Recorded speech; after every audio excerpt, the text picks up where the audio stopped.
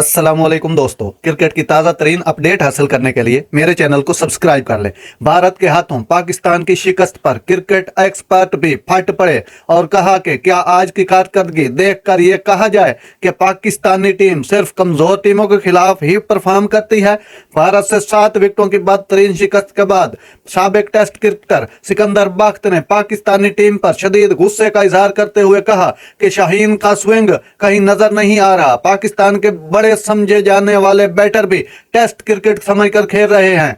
साबिक ऑलराउंडर अब्दुल रजाक ने कहा कि हमारे बॉलर ने T20 वाली बॉलिंग की, बैटर ने छक्का मारने की कोशिश ही नहीं की।